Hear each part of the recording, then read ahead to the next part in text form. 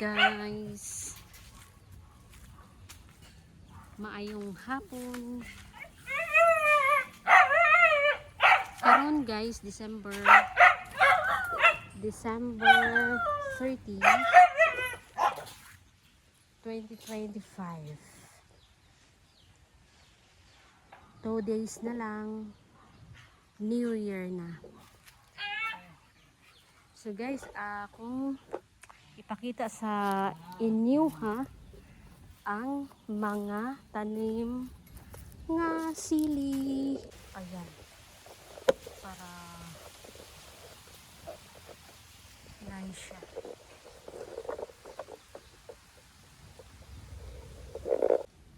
Hi mga nuklok. Hi mga nuklok. Oy.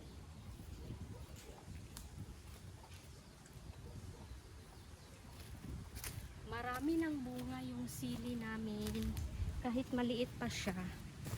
So kailangan talaga i-cultivate guys. So ngayon ipakita ko sa inyo guys ang bunga ng mga sili. Ayan.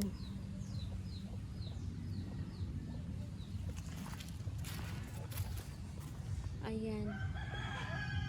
So kahit maliit pa lang yan guys, ang dami ng bunga. So magandang klase yung nabili namin. Ayan.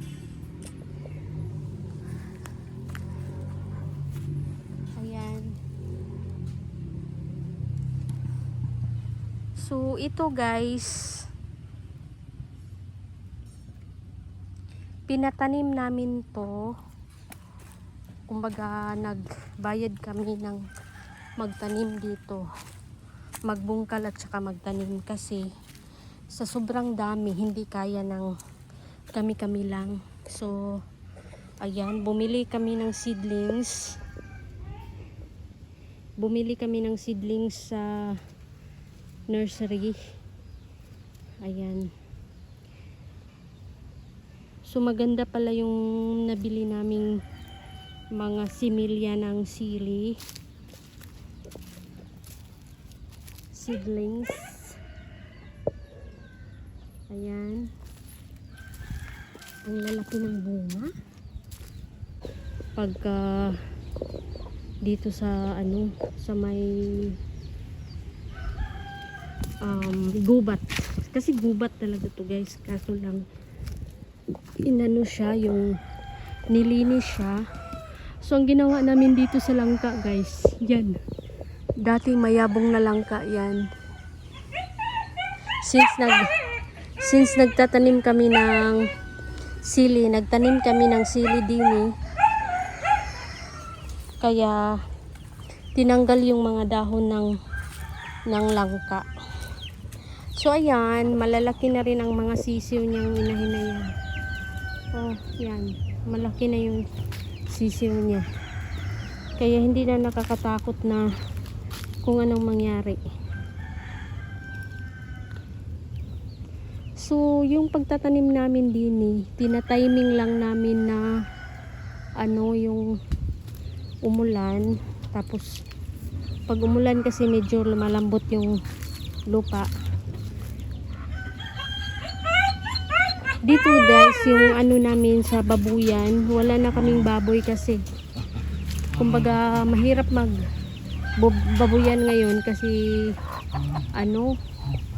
medyo mura lang yung live weight sa ngayon.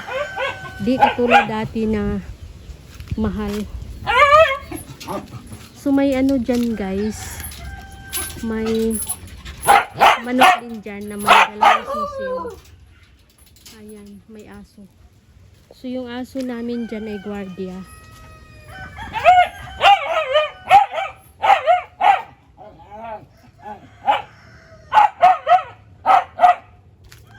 So ikot tayo dito guys.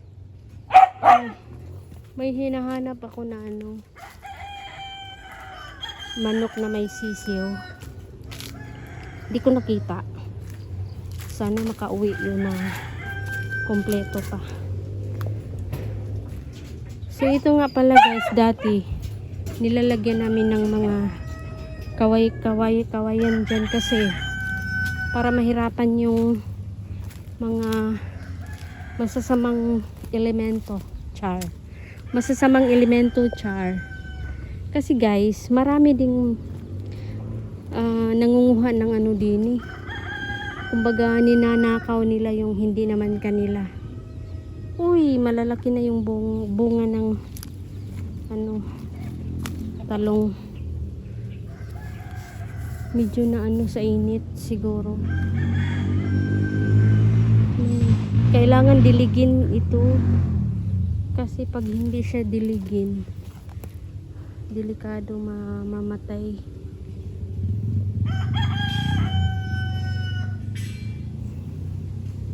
So nung isang araw nakapitas kami din ng maraming medyo bata pang bunga ng talong. Gusto ko sanang puntahan doon guys, yan. Kasi may ano dyan, meron kaming tanim na ubi. Kaso nga lang, nakakatakot naman, baka may ahas. Alam mo yung ahas, mahirap na. So guys, hindi ko nakikita talaga yung isang manok namin. Sana ugi pa yun. Sana hindi pa siya na ano ng mga aso. It's either aso or tao lang talaga yung kukuha ng manok.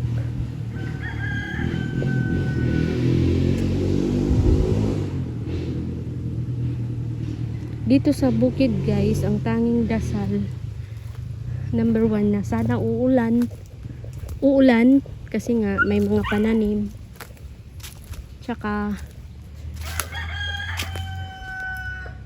yun nga, sana walang magnanakaw. Kasi yung mga kapitbahay namin din banda roon sa may medyo malayo, yung bahay nila kasi malayo din sa kanilang taniman. So ang nangyari, 3 beses na daw nakawan. Kaya so sad lang talaga. Kasi nga ikaw yung naghirap magtanim, pero yung iba yung umani ng yung bunga ng sikap. Ang bunga ng sikap ay iba yung umaani. Diba? So sad.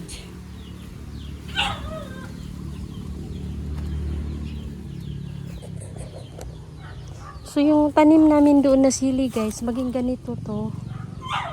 Itong sili na to, lumalaki siya.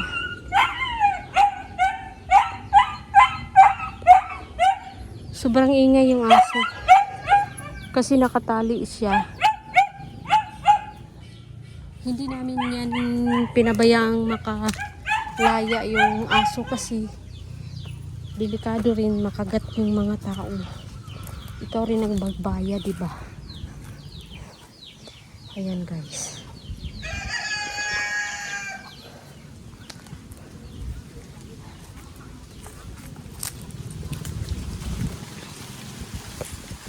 So ipasyal ko kayo dini guys. So ito na talaga yung lumaki na siya, yung ano namin din yung durian. Tsaka nagsimula na ulit mamunga yung kalamansi. Ay, sige lang akong din nakakatakot din matimingan ng ahas. Diba?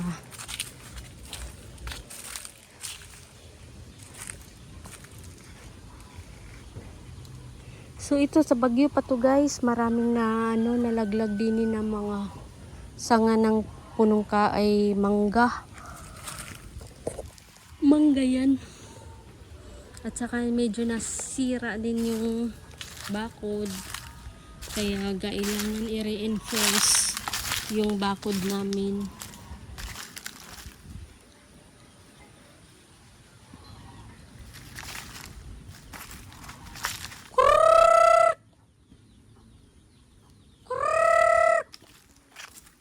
Nagbasa ka. Ay, nandito sila.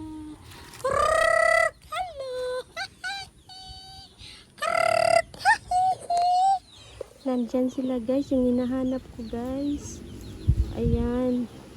6 din yan guys. So yung mga sisiw niya ay 6. Tapos yung isa 7. So far hindi pa nabawasan. Tsaka yung pangatlo 5. Pang-4 2. Pang-5 2 rin ang sisiw.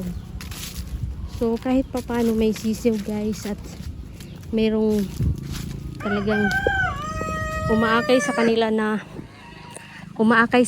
na nanay, kasi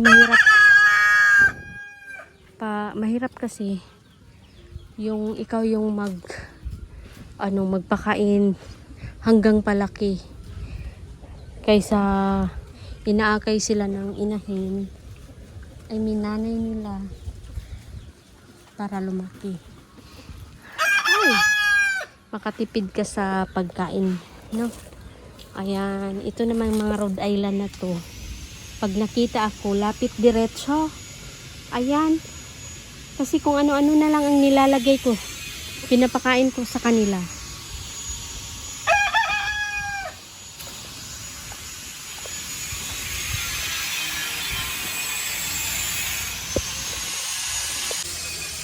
Hi mga sisiw! Ayan, mag-video tayo ha. Smile! Smile kayo. Hindi nyo naubos yung yung kalamunggay. Bakit hindi nyo inubos?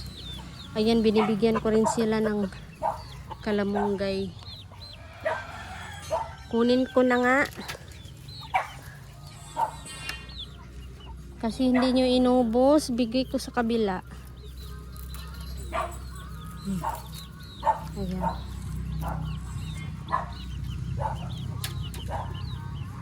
So, ibigay ko dito. Nani.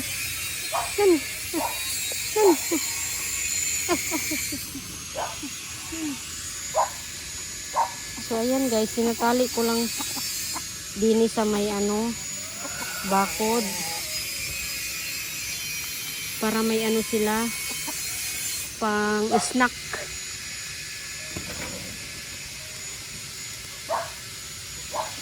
Pang snack nila kalamunggay.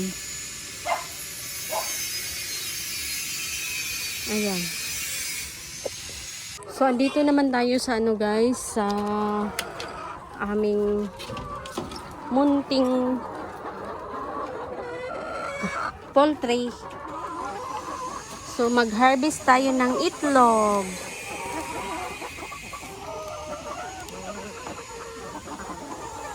Ayan, mapupuno na nila yung 2 tray.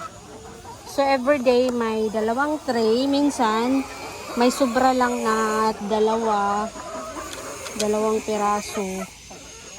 So hindi pa talaga lahat nangingitlog guys. Ayan.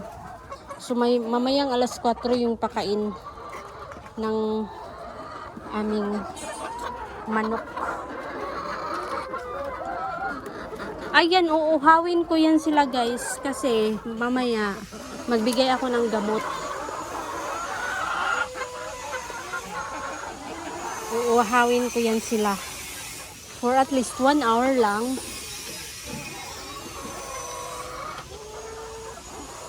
So dito naman sa kabila, i-check ko kung wala bang wala bang nagtukaan din Diyos ko. Yun ang problema sa manukan guys, yung magtukaan sila. Sayang, di ba?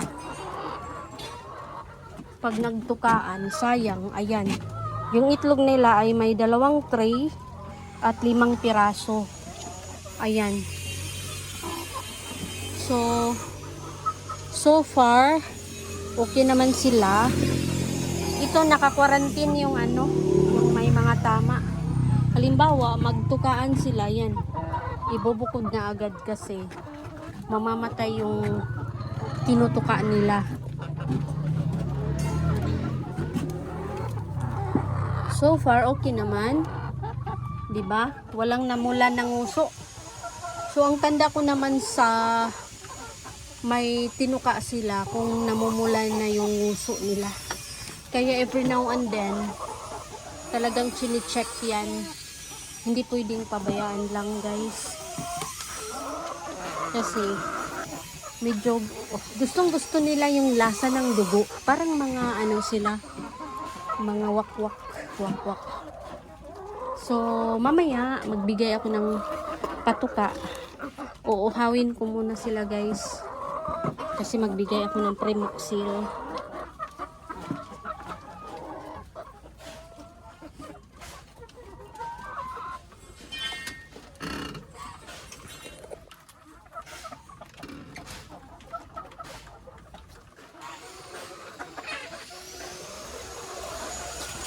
So far, so good.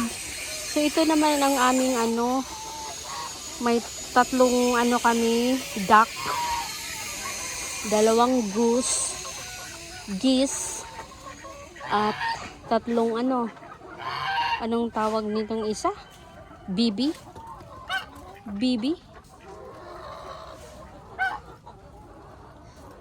Ayan sila. Mga reklamador, gusto na lang lagi pagkain. Gusto lagi pagkain ha. So yung mga ipot nila, guys, inaalis araw-araw. Kasi para hindi sila magkasakit.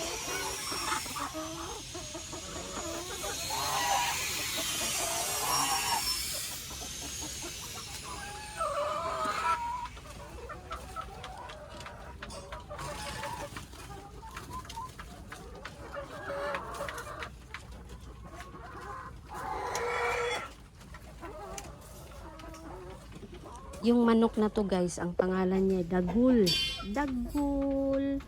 Dagul. Matapang yan kahit bata pa. Laging may kalaban. Ayan sila. Tingnan natin yung itlogan nila, guys.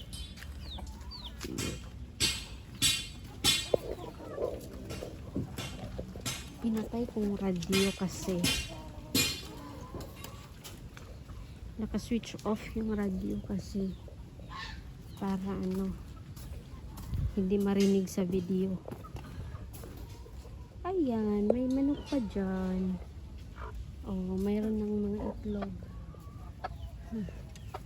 May mga itlog na. Ayan.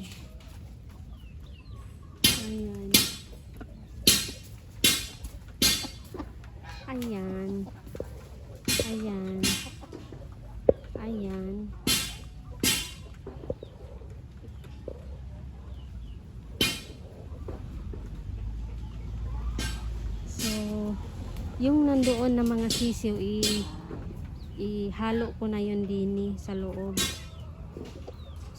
Siguro by next week kasi medyo malaki naman na sila. Tsaka ipasok ko na yung mga sisiw dyan para hindi makain ng aso. Ayan.